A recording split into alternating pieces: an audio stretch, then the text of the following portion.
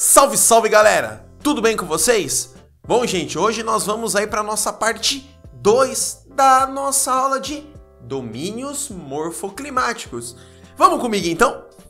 Antes de a gente começar a discutir os domínios morfoclimáticos da aula de hoje, eu vou fazer uma pequena revisão da aula anterior. Então vamos lá. Domínios morfoclimáticos são espaços onde o clima, a vegetação, o relevo, a hidrografia se interagem, criando características comuns naquela região. Domínios morfoclimáticos foi pensado pelo geógrafo Aziz Absaber, e o Brasil é composto de inúmeros domínios. Na primeira aula eu discuti com vocês o domínio amazônico, o domínio dos mares de morro e o domínio do cerrado, beleza?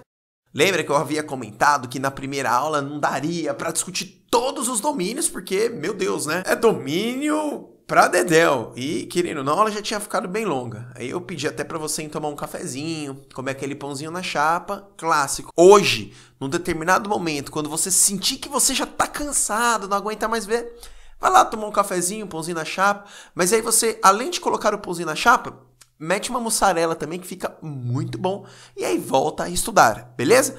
Vamos lá então discutir hoje mais 3 domínios e a área de transição. Beleza? Aliás, e as áreas de transição. Vamos lá então, começando agora. Bom, vamos começar então discutindo um domínio que está perto do domínio amazônico.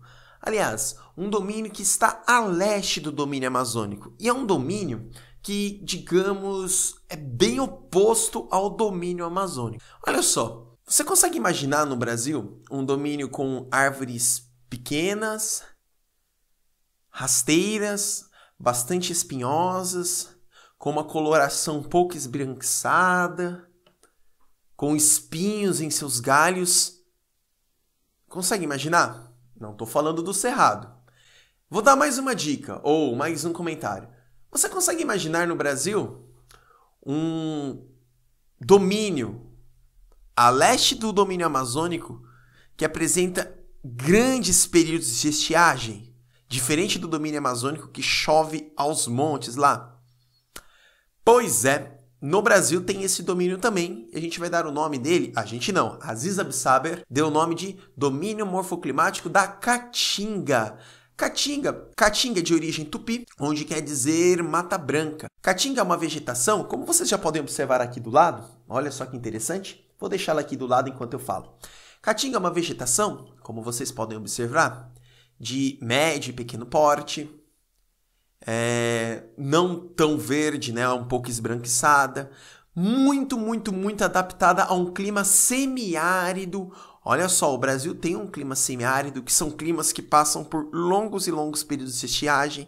Importante destacar que essa vegetação, para se adaptar a esse clima tão pesado aqui no Brasil, tão seco aqui no Brasil, ela tem raízes super profundas para buscar água lá do lençol freático. E digo mais, toda vez que o clima pega para valer, ela solta sua folhagem. Por isso mesmo, ela é conhecida também como uma floresta tropical caducifólia. Toda vez que vocês escutarem esse nome caducifólia, é aquele tipo de vegetação que solta sua folhagem para sobreviver. Mas aí você pergunta, por que a caatinga solta sua folhagem para sobreviver? Velho, é meio louco pensar, mas a árvore, os vegetais, transpiram pelas folhas. Logo, olha só como que a árvore é malandra. Ela sabe que se ela ficar transpirando durante um período de seca, ela vai perder muita água. E aí ela larga sua folhagem e consegue segurar um pouquinho de água que ela tem no seu tronco, na sua estrutura. É importante, amores. E esse nome a transpiração das árvores recebe o nome de evapotranspiração. Vou colocar aqui, ó, nome comprido, né? Evapotranspiração. É o ato que a árvore ela tem para segurar, para sobreviver a um período de grande seca.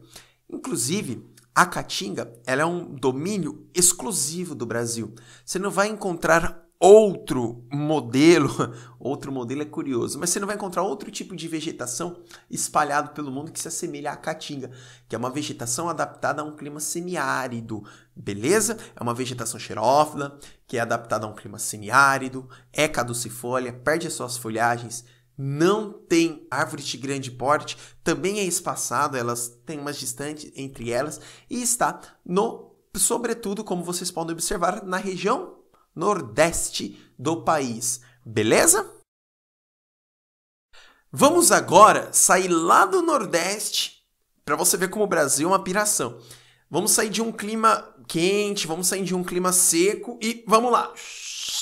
Vamos ao sul do país, ou melhor, no sul do Sudeste e no sul do país. Vamos falar agora de um tipo de vegetação que é muito curiosa.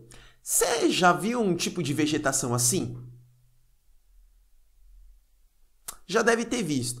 E você achou ele meio curioso, né? Porque ela tem esse tipo de vegetação tem um tronco gigantesco, inclusive circula entre 25 a 50 metros de altura e a folhagem apenas no seu topo. Pois é, esse tipo de vegetação é a araucária, outro domínio morfoclimático do Brasil. A araucária, ela é basicamente composta desses grandes pinheiros, também conhecido como pinheiro do Paraná. As pessoas acabam dando o nome, grandes pinheiros, e é um tipo de árvore que suga tudo que está à sua volta, sabe, essa araucária. Tanto que é bem difícil você observar uma araucária e ao seu lado um monte de árvores, bem tipo a floresta amazônica, tipo a Mata Atlântica, sabe? Porque, cara, ela puxa mesmo, ela é meio egoísta, a araucária, manja? O negócio dela era crescer sozinha. A característica dela está muito relacionada ao clima que ela está presente. Ela está presente num clima subtropical, ou seja, aquele clima ao sul do trópico de... Qual que é o trópico que cruza o Brasil? Vamos lá? Capricórnio, ao sul do trópico de Capricórnio. E aí, por ela estar presente nesse clima subtropical, ela desenvolveu essas características. Uma pena também que, tal como a Mata Atlântica, a mata de araucária vem sendo reduzida quase que a pó devido à grande expansão urbana e industrial que ela sofreu. Beleza? Uma curiosidade, a mata de araucária era muito utilizada, mas assim, muito utilizada. Aliás, até hoje, a madeira da mata de araucária para fazer móveis. Então, às vezes, quando a gente compra algum móvel aí... Eu moro aqui em São Paulo, São Bernardo do Campo. Então, quando a gente compra algum móvel, as pessoas falam, tá vindo do sul. Tá vindo porque tem uma herança cultural da migração europeia utilizando a madeira da mata de araucária. E uma coisa muito importante. Como ela está numa região subtropical, uma região mais fria assim, embora ela tenha chuvas distribuídas ao longo do ano, ela não tem uma grande... A região que ela está não tem um volume muito grande de chuva, por exemplo, igual a floresta amazônica.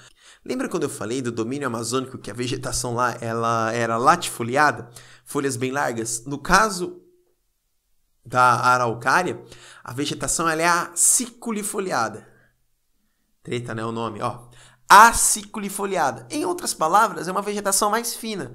Cara, de novo, a vegetação... Cara, por que ela vai ter uma vegetação super larga se você não tem aquela abundância de chuva? Tem chuvas, sim, distribuídas ao longo do ano, mas não aquelas chuvas torrenciais, super fortes. Beleza? Já que eu estou no sul do Brasil, vou fazer o seguinte. Vamos mais ao sul ainda. Aliás, vamos para o Rio Grande do Sul. Vamos falar dos gaúchos, tchê. Vamos falar de um outro domínio. Rapaz, esse domínio ele é curioso. Esse domínio eu sempre brinco que ele parece a janelinha do Windows. Windows 98. Vocês não vão lembrar, né? Esquece o que eu falei, esquece. Esse domínio é este. Meu Deus! Quando você olha, dá aquela impressão... Nossa! O homem chegou e desmatou toda a floresta, todas as árvores que aí estavam. Socorro! Já era! Meu Deus, como o homem é mau! Não.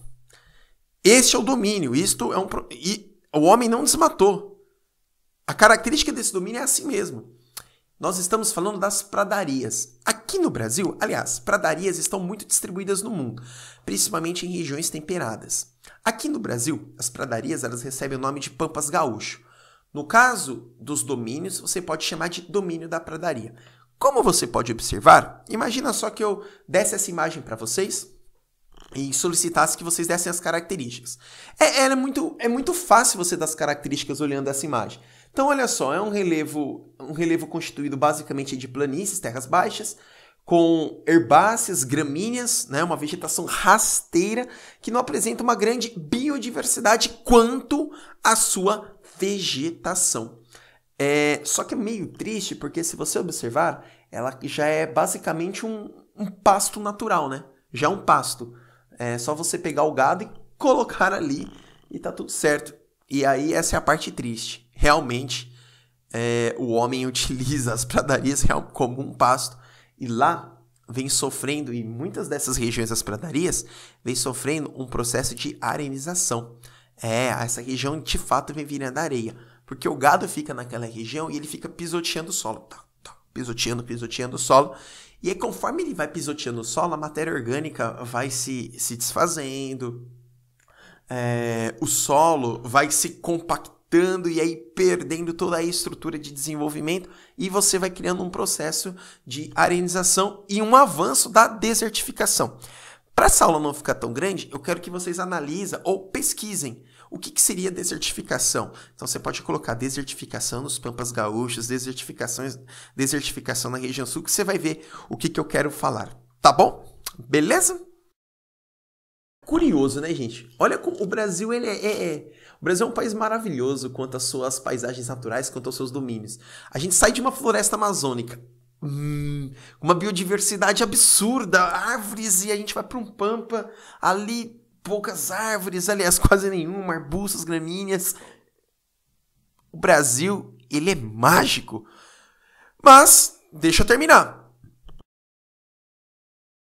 Temos também no Brasil algumas áreas de transição. Áreas de transição, como o próprio nome já faz, é aquela área que se adapta a um processo de mudança. Por exemplo, cara, tu tá na Caatinga. Você não tá andando na Caatinga e de repente tem uma linha no chão e você passa floresta amazônica. Puf. Você não tá lá no Cerrado e de repente você tá andando, sei lá, passa a linha também floresta amazônica. Não. Existem áreas de transição que vão mudando aos poucos. As áreas de transição mais conhecidas no Brasil, nos domínios morfoclimáticos, é o Pantanal, o Complexo do Pantanal, inclusive a maior área alagada do mundo, e a Mata de Cocais, beleza? Pantanal localizado aqui no centro-oeste e a Mata de Cocais entre o norte e o nordeste. Tudo bem? Muito obrigado, galera. Espero que essas duas aulas sobre os domínios morfoclimáticos do Brasil tenha clareado um pouquinho a cabeça de vocês e dado a dimensão do quanto o Brasil ele apresenta uma grande variedade paisagística. Isso é coisa de Brasil. Gente, vamos amar o nosso país. Conforme as aulas vão passando, a gente vai discutir mais de Brasil também. Gente, muito obrigado. Aquele pedidinho maroto. Não se esqueça de se inscrever no canal, compartilhar, divulga para pelo menos um amigo. Se inscreve, aperta lá o botãozinho da notificação. Responda os exercícios, as provocações no caderno que estão aqui na descrição do vídeo. E pega o link desse vídeo e compartilha no WhatsApp.